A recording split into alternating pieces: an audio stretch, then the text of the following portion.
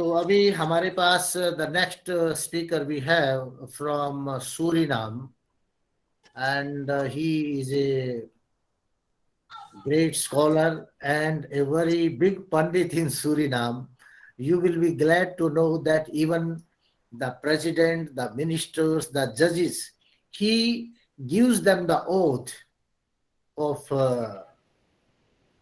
just like the people, the any constitutional post, the people are taking oath here. Similarly, he gives them the oath. So his name is Vrijanand Avatar, and although he studied food technology, but he is doing Paurohitya since 2000, and he obtained many degrees as Govind Bharat Ratna scholar, and he taught in Suriname Hindi for over 16 years, and he's a very big Pandit and he's my close friend. In fact, he's a Pandit who did marriage ceremony of my daughter also in New York.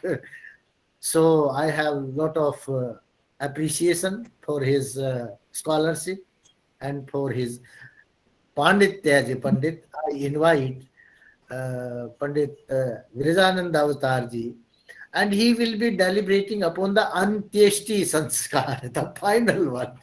Nobody can speak over it, but he dared to speak over Antyeshti Sanskar. So, Virajanand ji, now you are invited to speak. ॐ वेदाहमेतं पुरुषं महान्तम् आदित्यवर्णं तमसः परस्तात् तमेव विदित्वातिमृत्युमेति नान्यपन्था विद्यते अनाय। सभी दर्शकों को सादर से प्रेम नमस्ते। डॉक्टर वी प्रकाश, धन्यवाद जो आप मुझे इतना योग्य समझा आपके कार्यक्रम में भाग लेने के लिए। वैसे आप लोग राजा भोज है और मैं कहाँ गंगू तेली, तो भी आपने मुझे मौका दिया, बहुत बहुत धन्यवाद। दो छोटी छोटी बातें जो मैं जोड़ देना चाहूंगा हर्षदेव के लिए।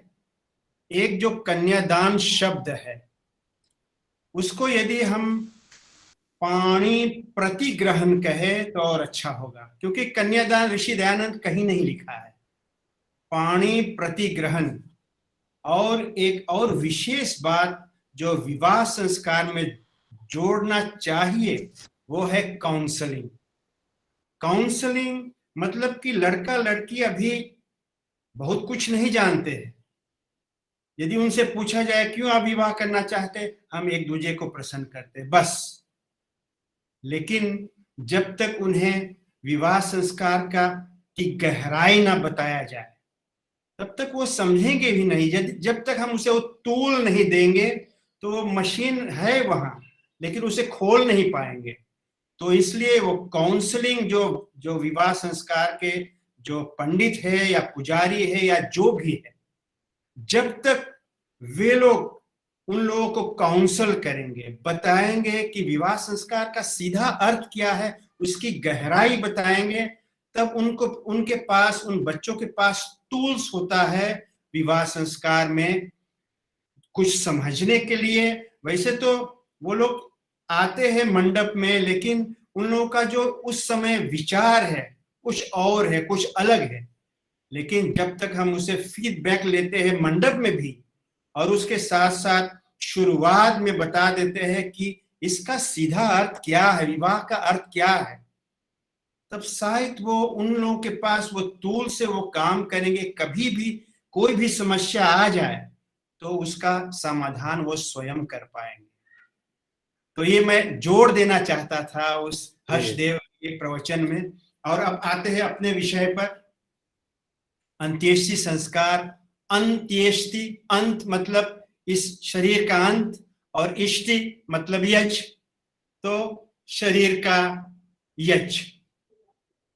वैदिक संस्कृति या वैदिक परंपरा में संस्कारों को एक महत्वपूर्ण स्थान दिया गया है। इसलिए स्थान दिया गया है क्योंकि जीवन धारा इन्हीं संस्कारों पर आधारित है। जब तक एक जाति की मान्यताएं परंपरा पर जुड़ी हुई है तब तक वो बहुत ज्यादा देर तक टिकेगा नहीं। लेकिन यदि एक जाति की मान्यताएं धर्म, संस्कृति, विज्ञान पर जुड़ी हुई है तब सारी दुनिया उसे मानने के लिए तैयार है। हमारी संस्कृति में 16 संस्कार है, गर्भाधान से लेकर के अंत्येष्टि तक। ये जो अंत्येष्टि है, जैसे मैंने कहा, ये भी विज्ञान से जुड़ी हुई है और 21वीं सदी में लोग विज्ञान को सबसे बड़ा धर्म मानते हैं। इसे पूरी सच नहीं है तो भी सारी दुनिया विज्ञान को सबसे बड़ा धर्म मानते हैं। और यदि हम इतिहास को देखें 19वीं सदी तक, तो हमारी जाति को लोग हंसी उड़ाते थे। वो लोग ये भी कहते थे कि ये पागल लोग अपने प्रियों को, अपने माता पिता, अपने भाई बहनों को आग में झोंक देते हैं। क्या उन लोगों का जो आरोप था सही था?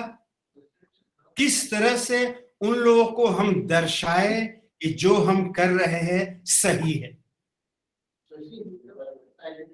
ये बड़ा गंभीर प्रश्न है, क्योंकि 19वीं सदी उससे पहले हो सकता है कि अन्य देशों में भी ये दाह संस्कार प्रचलित थे, लेकिन उसके बाद गिरजाघर आए और अन्य मतांतर आए जो अपने ढंग से मृतक शरीर को वो लोग अंत करते थे। इतिहास को देखा जाए, यदि इतिहास को देखा जाए तो हम जाते हैं इजिप्टियन के पास।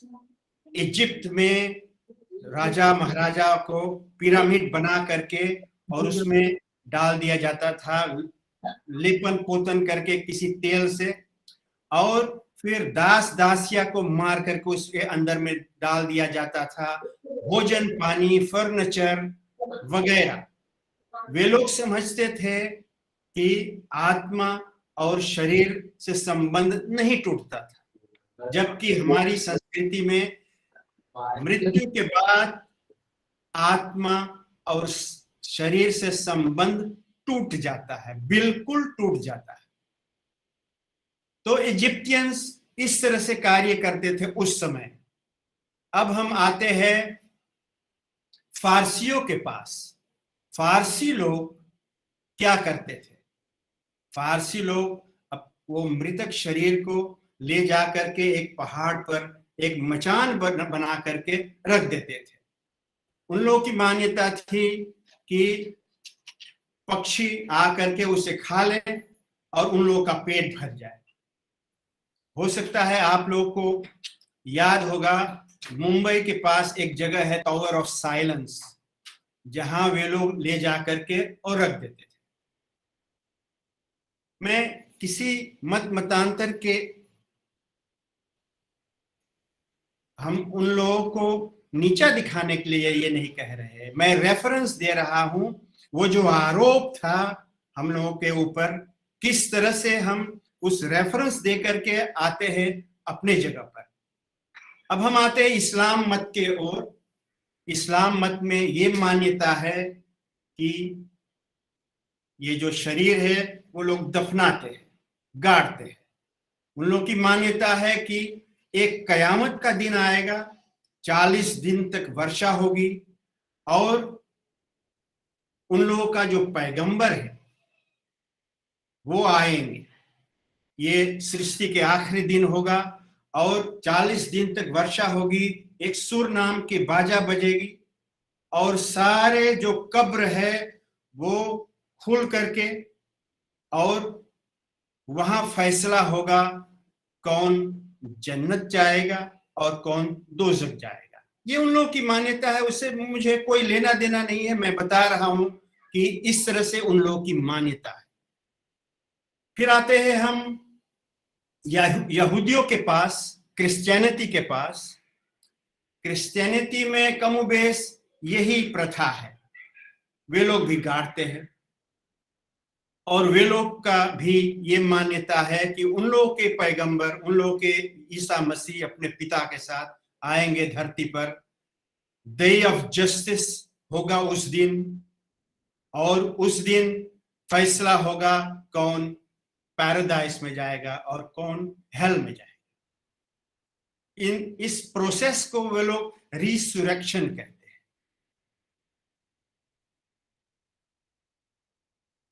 मतांतरों का ये प्रथा अभी तक जारी है। अभी तक कुछ देशों में लोग उस मृतक शरीर को रख देते हैं मचान पर ताकि पक्षी लोग खा ले। भूटान या म्यांमार में, नेपाल में भी ऐसा होता है। अभी तक इस्लाम मत में और क्रिश्चियनिटी में लोग गाड़ते हैं। अभी तक उन लोगों का सोच ये है कि एक कयामत का दिन, एक डे ऑफ जस्टिस आएगा। अब हम आते हैं वैदिक संस्कृति, वैदिक धर्म की ओर। हम लोग क्यों जलाते हैं? ये गंभीर प्रश्न है। क्यों हम जलाते हैं? क्यों हम दाह संस्कार करते हैं?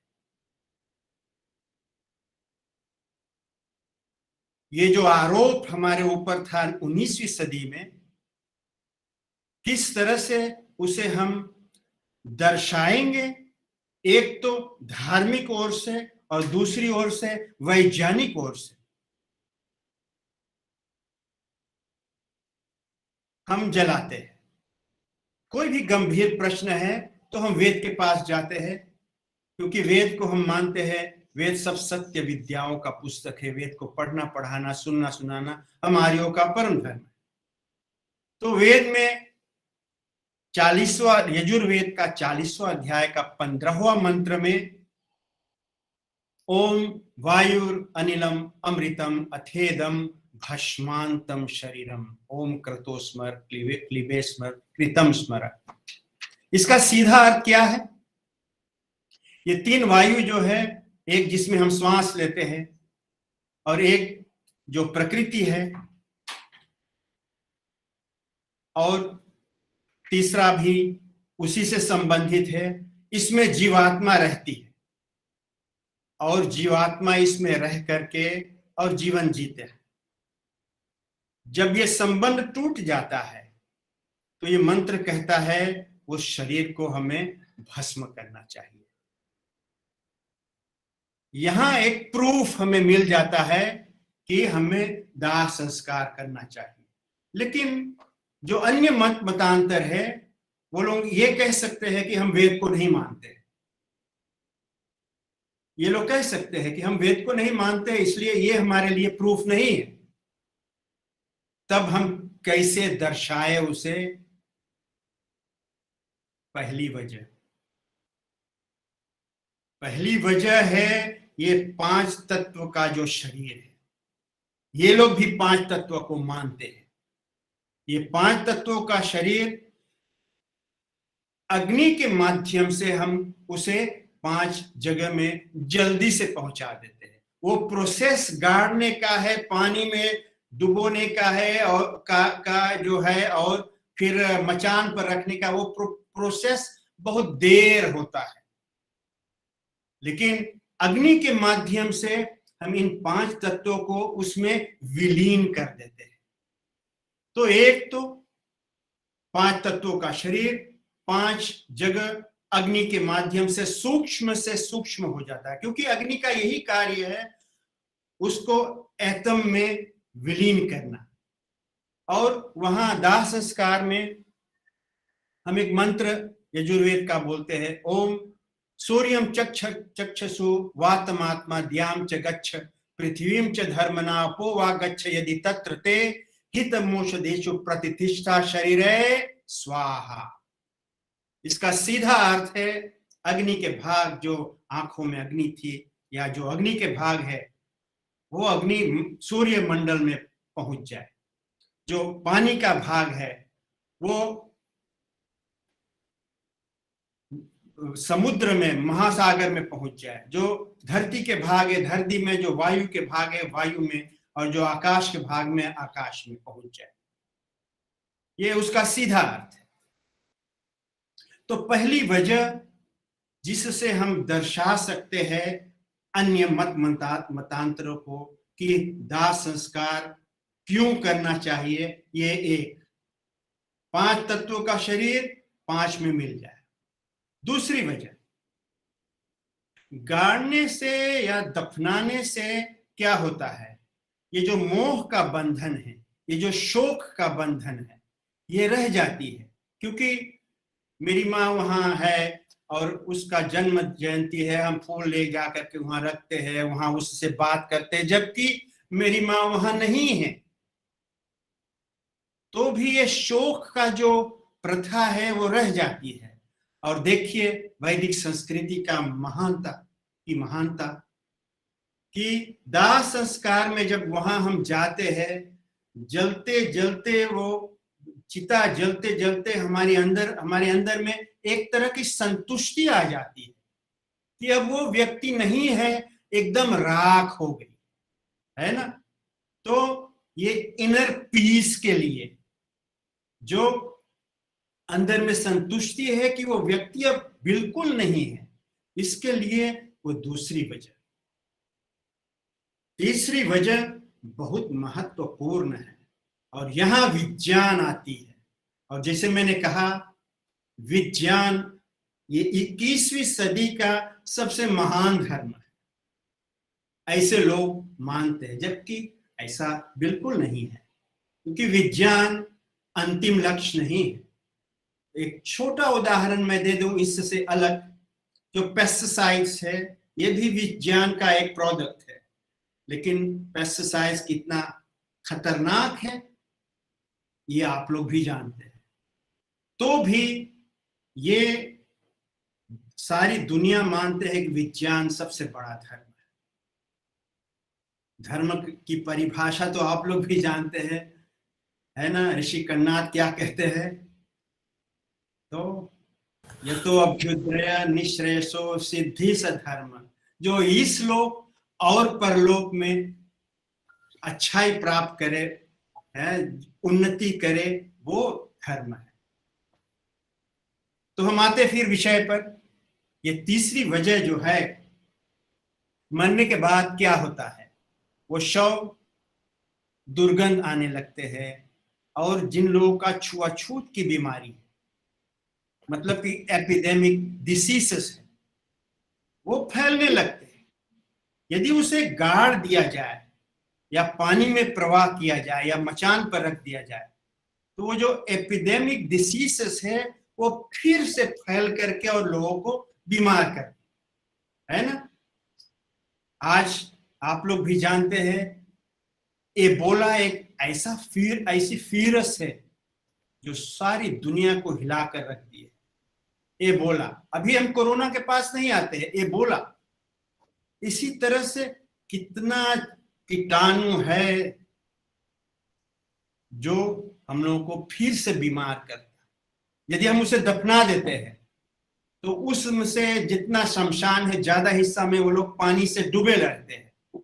वाटर बॉर्न डिसीजेस फिर निकल करके और लोगों को बीमार कर देते हैं। एयरबॉर्न डिसीजेस, वो भी उस मृतक शरीर से निकल करके और जो जीवित प्राणी है उन लोगों को भी बीमार कर सकते हैं। और देखिए, वैदिक संस्कृति, वैदिक विचारधारा, उस अग्नि के माध्यम से हम सब कुछ समाप्त कर देते हैं। यहां अमेरिका और यूरोप वाले सिर झुका देते हैं, हाँ ये सही है। और ये भारतीय संस्कृति का योगदान है कि आज पूरी दुनिया में क्रेमाटोरिया लाखों के हिसाब है। ये लोग मान चुके हैं कि ये सही रूप है एक मृतक शरीर का अंत करने के लिए। और उस समय 1873 में एक डॉक्टर थे इंग्लैंड में, उसका नाम था हेनरी थॉमसन। उन्होंने एक पुस्तक लिखी, cremation the treatment of the body after death. उस समय गिरजाघर बहुत मजबूत है, वो बहुत विरोध किए उसका, तो भी सत्य तो सत्य ही है, सत्यमेव जयते नानृतम सत्येन पंथा विततो देवयान। तो सत्य तो सत्य ही है, और लोग धीरे धीरे उसे पढ़ने लगे। उस समय उन्होंने क्रीमेशन जो सोसाइटी थे उसे बनाए, उनका बहुत विरोध किया गया। लेकिन धीरे धीरे जब वो लोग उस पुस्तक को पढ़ने लगे तो उसका कंक्लूजन था कि जो इसमें लिखा है वो सही है।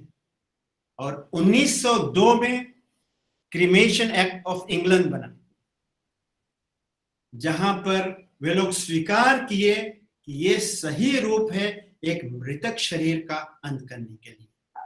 उसी समय 1877 में एक और अमेरिकन विद्वान, उसका नाम था रेमन ए मूडी, उन्होंने भी एक पुस्तक लिखी, लाइफ आफ्टर लाइफ। उससे पहले पाइथागोरस भी इस विषय में, पुनर्जन्म के विषय में लिखे थे। विलियम होम और वाल्टर स्कॉट, ये सभी लोग पुनर्जन्म के बारे में लिखे। ये भी एक योगदान है भारतीय संस्कृति के अन्य जातियों के अंदर में, कि वो लोग भी जाने कि पुनर्जन्म है। उससे पहले वो लोग ये भी नहीं मानते थे। तो ये हम लोगों को दर्शाता है कि भारतीय संस्कृति एक उच्च कोटि की संस्कृति है, जहां एक तो ज्ञान और उसके साथ साथ विज्ञान भी जुड़ी हुई है। एक चौथी वजह है, यदि ये दाह संस्कार न होता तो हम लोग मजबूरन हर एक मृतक शरीर को गाड़ते। गाड़ने के लिए जगह चाहिए, गाड़ने के लिए जगह चाहिए। अब एक बात आप सोचिए कि इस धरती पर करीबन 7 अरब लोग रहते हैं। उन 7 अरब लोगों को जगह चाहिए, किसी को छोटा, किसी को बड़ा, किसी को बहुत बड़ा।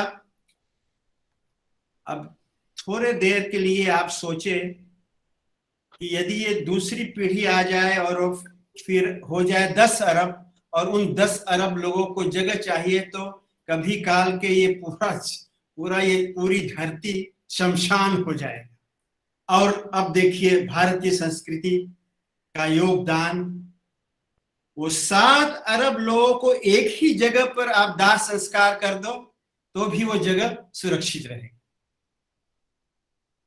तो मैं अपने दर्शकों को ये बताना चाहूंगा, ये जो 16 संस्कार है, जो ज्ञान और विज्ञान इससे जुड़ी हुई है, उसको हम मान्यता बहुत कम देते हैं। आज के जीवन में पूरी दुनिया में प्रचलित है विवाह संस्कार, मुंडन संस्कार और अंत्येष्टि। वो 13 कहा गया, 3 प्रीनाताल फेज में और 13 पोस्टनाताल फेज में। हम उसके बारे में बहुत कम चर्चा कर रहे हैं। सूरीनाम 17,000 किलोमीटर भारत से दूर है, तो भी मैं गर्व के साथ कह सकता हूं, ये अपनी बढ़ाई नहीं कर रहा हूं, लेकिन अभी सूरीनाम में कुछ संस्कार जीवित है। धन्यवाद है हमारे पूर्वज लोग जो यहाँ आए भारत से 150 साल पहले, तो भी भाषा जीवित है और संस्कृति भी जीवित है। इसके लिए मैं अपने आप को बहुत गर्व कर रहा हूं। लेकिन बहुत समय अन्य लोगों ने ले लिए, तो मैं बहुत ज्यादा इस पर चर्चा नहीं करूंगा, नहीं तो अभी डॉक्टर रवि प्रकाश मुझे कहेंगे कि समय समाप्त। ये मैं कहना चाहूंगा दावे के साथ, आप बोल सकते हैं, कोई बात नहीं। दावे के साथ मैं ये कहना चाहूंगा कि ये जो मतांतर के जो प्रथा है, ये धीरे धीरे भी बदल रहे हैं। जिसे मैंने कहा ये योगदान जो है अन्य मत मतांतरों के अंदर में कि वे लोग भी अब देख चुके हैं कि ये दाह संस्कार जो है विशेष है, एक तो धार्मिक है और वैज्ञानिक है। तो जैसे मैंने कहा ये पूरी दुनिया में जो क्रेमाटोरिया है ये हम लोगों का योगदान है उन लोगों के प्रति, इसके लिए हम गर्व कर सकते हैं। मैं समझता हूं डॉक्टर रवि प्रकाश जी कि इस विषय पर जो कुछ मुझे पता था मैं लिख कर नहीं लाया हूं, मैं इस पर काम किए, रिसर्च किए हैं और इसका परिणाम यही है कि मैं आपके सामने इसे रख दिया है। कुछ नहीं पढ़ा लिखा नहीं पढ़ा है, तो ये आपके सामने फेस टू फेस रख दिया। अब जिन लोगों को प्रश्न है तो आप जरूर पूछ सकते हैं मुझसे। एक प्रश्न है और प्रश्न है भारत भूषण जी, आप पूछना चाहेंगे सीधे प्रश्न या आपका प्रश्न जो लिखा वो पढ़ा जाए? वो पूछते हैं कि मैंने दधीची देहदान के अंतर्गत चिकित्सीय अध्ययन हेतु देहदान का संकल्प लिया है, बॉडी डोनेट करने का संकल्प, क्या इसे मेरा अंत्येष्टि संस्कार माना जाएगा? He want to donate his body for dissection in the medical, so he wants to know whether it will be considered as cremation, अंत्येष्टि। देखिए वो शब्द क्या कह रहा है, अंत्येष्टि संस्कार। अंत मतलब देही का अंत और इष्टि का अर्थ है यज्ञ, तो उससे तो अग्नि में प्रवेश करना पड़ेगा। तो ये नेशन है। मुझे लगता है कि इस 21वीं सदी का ये जो नई बात है उसको हो सकता है जबकि इस पर विद्वानों को उस पर विश्लेषण करना चाहिए और बताना चाहिए कि ये जो डोनेशन है ये किस कैटेगरी में रखा जाए, क्योंकि अंत्येष्टि संस्कार तो अंत्येष्टि संस्कार है, वहां यज्ञ आता है और यज्ञ बिना अग्नि के वो यज्ञ नहीं हो सकता है। नहीं, देहदान अंत्येष्टि नहीं हो सकती, ये तो स्पष्ट है। यस, आई थिंक ग्रियर्सन शेम्बर। हाँ जी, you want to ask some question? Yes, sir. Yes, you ask. First of all, I'd like to thank all the listeners and all the scholars who has given their lecture today, and would like to thank them very much, and Dr. Dr. Ravi Prakash also. Thank you, Virajji, for explaining the different ways of getting rid of the body. But I would like to ask one question. There is a new system which has been developed, which is called Resomeren. Yes, Resomeren. What do you think about that? That is something away from the Vedic system. What do you think about that? That is far away from Vedic system. That is not anti. This is a new technology. This for this time. और मुझे लगता है जैसे मैंने उस जो श्री भारत भूषण ने प्रश्न पूछे, वो भी ये जो है वैदिक, जैसे आपने कहा वैदिक सिस्टम से अलग है, इस पर भी चर्चा की जाए कि ये सही है या सही नहीं है। जब तक हम विचार विमर्श करेंगे, और ऋषि दयानंद तो कहते भी है यदि इससे अलग कोई भी कार्य ठीक लगे तो 8 विद्वान बैठ करके और इस पर चर्चा करें, और चर्चा करके जो निष्कर्ष निकलेगा उसे लोग के सामने रखें, तो फिर हमें वो भी मानना पड़ेगा और उसे इस वैदिक सिस्टम में लाना पड़ेगा। ऋषि दयानंद वो दरवाजा बंद नहीं किए, वो थोड़ा से खोल दिए कि ये जो नए टेक्नोलॉजी है उसके बारे में उन्होंने भी सोचा कि समय अनुसार परिवर्तन होना चाहिए। तो जो डॉक्टर ग्रेशन ने कहा है इस पर चर्चा की जाए। Actually, that system, they dissolve the body into some chemicals, and that ultimately turn into ashes. But what is the main thing?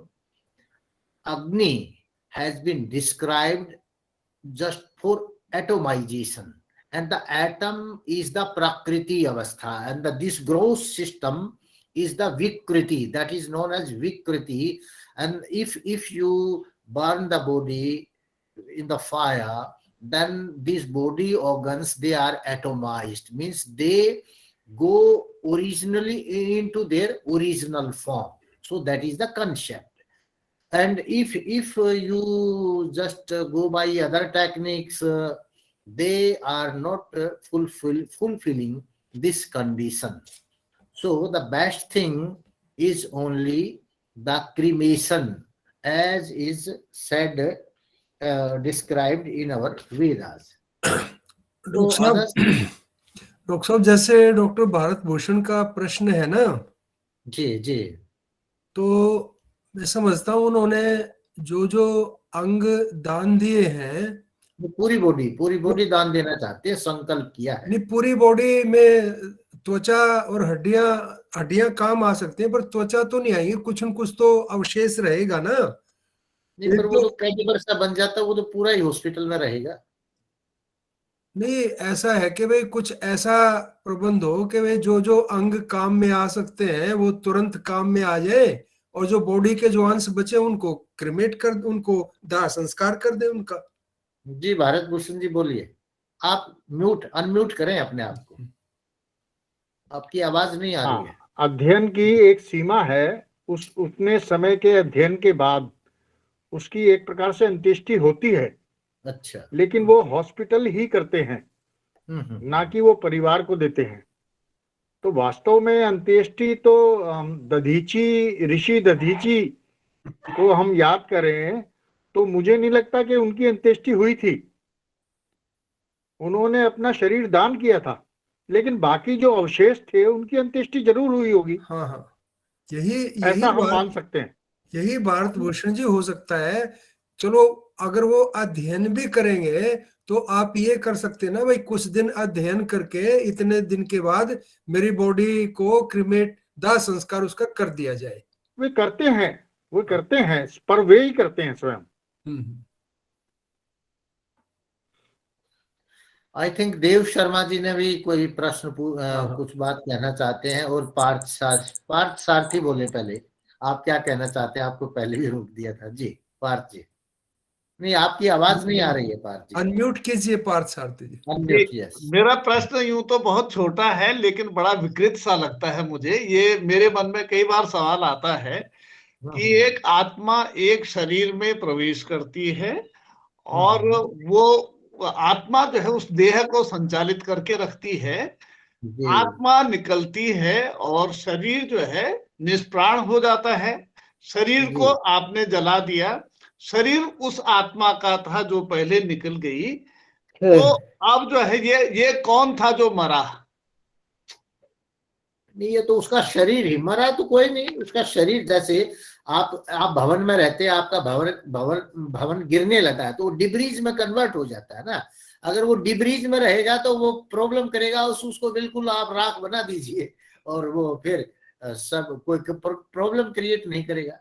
मेरा जो है थोड़ा सा इससे हटके था कि आखिर जो है वो आत्मा चली गई, फिर वो किसी दूसरे शरीर में चली गई। तो इस वाले शरीर, ये शरीर तो उसको केवल सहायता दे रहा है, उस आत्मा है ना, उस आत्मा को जो है वो सपोर्ट कर रहा है, और उसका अपना कोई मतलब नहीं है। शरीर का अपना कोई मतलब नहीं, उसका कोई महत्व भी नहीं है, मतलब भी नहीं है। वो दुर्गंध पैदा करेगा, ये होगा, तो इसलिए उसको जला के खत्म कर दिया जाए। और बहुत अच्छी बात वैसे ब्रजानंद ने कही, जब वो आप जला देते हैं तो एक साइकोलॉजिकल सेटिस्फेक्शन हो जाता है, नाउ नो मोर। अगर आप उसको उसमें रखेंगे गाड़ के, तो फिर आदमी भागेगा वहां, ये है ये, अब पता है भाई, भस्मी साथ हुआ सब, तो उसका महत्व भी है। दूसरे वातावरण भी उससे ठीक रहेगा। तो उसके इन्होंने जो बातें बताई हैं एक्चुअली बहुत ही अच्छी बातें हैं, और इससे आई डोंट थिंक इससे अच्छी कोई बात हो सकती है। He has given all good arguments in favor of this cremation. हाँ जी, देव शर्मा जी आप पूछिए। अनम्यूट करें देव शर्मा जी। आप अनम्यूट करें जी अपने आप को। इतने अच्छे प्रवचन, इतने अच्छे उद्बोधन के बाद तो कुछ पूछना मेरे लिए तो बाकी नहीं रहा है, पर मैं आपकी इस महत्वपूर्ण जो शुरुआत आपने की थी कि विवाह संस्कार को एक काउंसलिंग के रूप में लेना चाहिए, मैं इस बात से पूरी तरह सहमत हूं। और जब मैं विवाह संस्कार कराता हूं तो इतना कर देता हूं कि कोई कंफ्यूजन रहने नहीं देता हूं। मतलब कि विवाह संस्कार इतना गजब का संस्कार है, जो मैंने स्टार्टिंग में कहा था इस बात को कि it's a refresher course and it should be taught in the universities. Yes, इतना मैं क्या बोलूं इसके लिए, तो मैं तो बस धन्यवाद ही करूंगा आपका, आप सभी लोगों का मैं धन्यवाद करता हूं। यदु जी, you may ask a question you want to ask. Yes. Regarding Anteshti, there is a procedure and a ritual which is known as a Palasha Vidhi. So when that Palasha Vidhi, you can just take the nails and the hair and do it with the Palasha Vidhi, which is very well known, and it is commonly conducted. At least I have seen that in Maharashtra, especially when the bodies are donated for the research for the medical causes. Or they can use the organs again. So this Palasha Vidhi is also very well described, and that is the way out. And I think that may answer Bharat Bhushan's question. I see. Yeah. I think it's a good answer. And I think Acharya Brahmadev want to say something. Yeah, namaste sabhi ko. Thanks for the opportunity to be amongst you. ये जो अंत्येष्टि संस्कार पे प्रश्न आया था, donation to research, एक तो हम यज्ञ को सिर्फ इष्टि न माने, इससे भी बड़ा महत्वपूर्ण कार्य है, शरीर को दान दिया गया है रिसर्च के लिए, दैट इज द यज्ञ, क्योंकि दान भी एक यज्ञ होता है। हाँ, शरीर का जो अंत होता है, जब रिसर्च समाप्त होता है, शरीर का कोई कुछ आगे रिसर्च नहीं कर पाते हैं तो मेडिकल इंस्टीट्यूशंस वाले ही इंसिनरेशन करते हैं। तो फिर शेष जो है, हाँ, घी सामग्री आदि नहीं डालते, बस इंसिनरेशन करते हैं। दैट इज दूसरी बात जो इनका, this is something which I think is more scientific rather than putting the body under the earth. गाड़ने के बजाय ये ज्यादा अच्छा प्रोसीजर है, क्योंकि उसमें क्या होता है कि it's return to matter fastest burial, क्योंकि burial में कई और विश्लेषण आते हैं, उसमें कीटाणु वगैरह सब प्रदूषित करता है, लेकिन रेजोमेरन के करने के बाद वो जो लिक्विड आता है उसका क्या होता है, that should be catered for. कई लोग उसको फर्टिलाइजर्स के रूप में प्रयोग करते हैं। अब हमें इस पे भी ध्यान देना चाहिए, जैसे कहते हैं ना, देश काल परिस्थिति। देश काल परिस्थिति वेस्टर्न वर्ल्ड में क्या होता है कि इंसिनरेशन में सब कुछ जाता है, इंसिनरेटर में, it's just like the furnace. तो उसमें घी सामग्री सब इकट्ठे डाल करके एक एक तो आहुति नहीं देते हैं। तो वो देश काल परिस्थिति के हिसाब से भी चलना है। I think we should look into what is the most scientific and most practical देश काल परिस्थिति के हिसाब से, जहां पर पूरे अंत्येष्टि विधि हम कर सकते हैं, वो वहां पे करें। बस मेरा यही था, धन्यवाद जी। इसमें मैं कुछ जोड़ना चाहता हूँ जी। जो यूरोपियन देश है, वहां तो लकड़ियों से दाह संस्कार नहीं होता, उससे क्रीमाटोरियम में दाह संस्कार होता है। तो वहां बताया जाता है कि पहले से वो बॉडी को लेपा पोती किया जाए घी से और सामग्री से, और फिर कपड़ा पहनाया जाए और तब उसे क्रीमाटोरियम। तो एक ओर से वो घी और सामग्री क्या करता है, वो जो प्रदूषण, थोड़ा सा प्रदूषण जो है उसे भी रोक देता है, इसलिए घी और सामग्री डाला जाता है। तो क्रेमाटोरिया में भी हम लोग इस तरह से बताते हैं कि कम से कम प्रदूषण हो। जैसे आचार्य जी ने कहा है कि उस प्रदूषण को भी दूर करने के लिए हमें क्या करना चाहिए। तो वेस्ट यूरोपियन देशों में इस तरह से बताया जाता है, राय दिया जाता है। डॉक्टर नरेंद्र दत्त जी भी कुछ बोलना चाह रहे हैं। नरेंद्र दत्त जी, जस्ट अ मिनट। वो क्रेमाटोरियम में जब डालते हैं तो वो घी सामग्री जो है वैसे ही लाश को वो कॉफिन में डाल करके या वो कास्केट में डाल करके फिर वहीं पे सब आहुति दिया जाता है before pushing into the furnace incinerator में। फिर वहां जाता है तो अपने आप वो क्रिया करता है। दैट इज गुड, क्योंकि मैंने भी करवाया है, मॉरिशस में भी, वो यूएस में भी और यहाँ कनाडा में भी। So this is the ideal process अगर लकड़ी का प्रयोग नहीं कर सकते। But we should also take into consideration कि ये प्रैक्टिकल है इन देशों में। कई लोग ये कहते हैं कि यूएस में, कनाडा में, वेस्टर्न वर्ल्ड में कि बिना आम के लकड़ी या बिना चंदन के लकड़ी को हम यज्ञ नहीं कर सकते हैं। तो what they are looking India से इंपोर्ट करके वहां का जो पेड़ पौधे जो है उसका नाश कर रहे हैं, हमने बोए नहीं वहां पे। तो फिर उसका एक उपाय है कि यहाँ पे कुछ मेडिसिनल प्लांट्स होते हैं जिनका हम प्रयोग कर सकते हैं, उसका प्रयोग करें।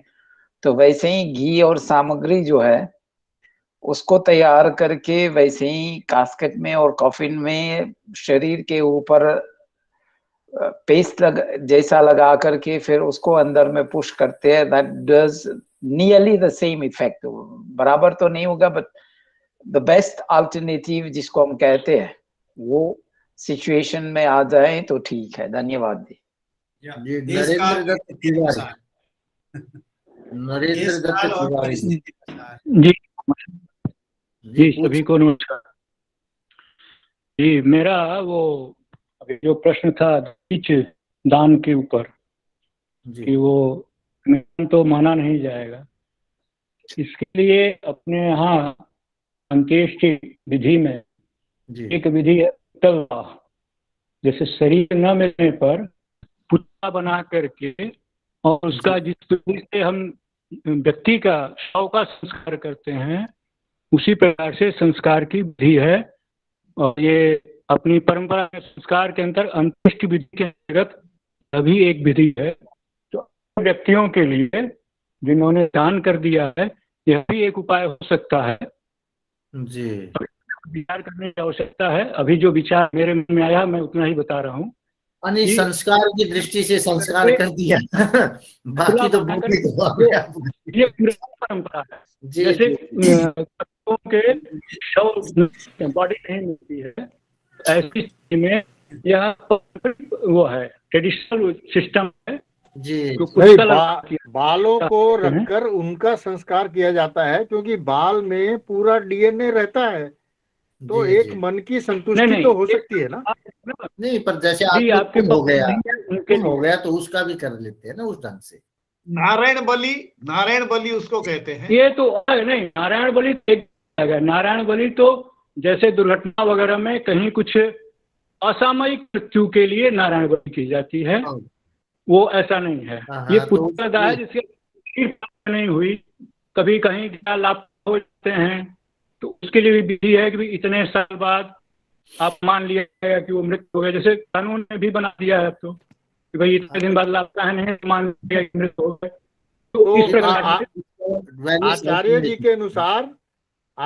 के अनुसार मेरा संस्कार माना जाएगा, मान लिया नहीं। वो परिवार के जब ये आपको पता करना होगा, वो एक सूचना दें कि हमने ये अमुक दिन को क्रिमेशन कर रहे हैं या जो भी हम कर रहे हैं उनका उस बॉडी का, तो उसी के बाद वो अपना जो है घर में घर के लोग भी उसी स्थिति में कर दें।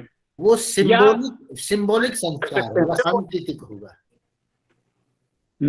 और वो क्रिमेशन जो है क्रिमेशन करें पूरी विधि विधान से, जैसे एक शव का अपने परिवार में किया जाता है वैसे पूरी विधि से की जाएगी। पूरा शौच भी होगा और ये सब किया जाएगा। इसमें यह विधि है, पूरी शास्त्रीय विधि है ये। ठीक है, वो सिंबॉलिक आप संस्कार कह सकते हैं कि वो कर सकते हैं। So thank you everybody. We are going to end this seminar today. and with Vrijananda ji as the last speaker. Just to add something, is possible? Okay, you say. Okay. According to avoid pollution here Yeah. in Holland, Holland के अंदर में हम लोग हवन करते हैं एक छोटी पीस काटोन से और पूरा सामग्री और घी से Yeah. एक पूरा हवन कर सकते बिना कम पोल्यूशन होगा। जी, ये जी। लकड़ी के तीनों लकड़ी के काम है जो संविधान हम लोग बताए थे और कुछ लकड़ी के काम नहीं है। जी जी तब पूरा हवन भी कर सकते। और जैसे इंडिया में ये गाय के जो गोबर है ना, जी जी वो से भी हवन कर सकते हैं और भी कम पोल्यूशन होगा। तो हॉलैंड के बारे में अब समाज लोग कम और ज्यादा से ज्यादा और समाज लोग ये खाली सिर्फ 3 गो संविदा काम करते हैं पूरा हवन के लिए। धन्यवाद है। हाँ, वही है, देश काल परिस्थिति के अनुसार लोगों को जो मिलता है उसका प्रयोग करते हैं। So thanks everybody. Thanks a lot Vrijanand ji for delivering a very good talk on Antyeshti Sanskar, and you touched all the aspects, and it was a very evoke a very lively discussion among all participants. So I thank everybody. I thank Usha Devi Prasad ji from South Africa, Vivekananda Mahavir ji from Canada, Vinita ji from England, Vishnu Erol Ramswarup ji from Trinidad, Yadu Moharir from Arizona, Rajesh Kumar ji, and Professor Ranveer ji, Sam Ramlal ji, Parth Sarthi ji, Narendra Dutt Tiwari ji, Bhai Nand Kumar ji, Dev ji, and Siyambar ji, Vibha Goswami, Dev Sharma ji, Bharat Singh ji from New York, Bharat Bhushan Arya ji, Bipli Satish ji, Bhai Ashwini Rajpal from Canada, Acharya Brahmadev ji. So I thank everybody for joining with us and making this seminar a grand success. Sir प्रतिभागियों की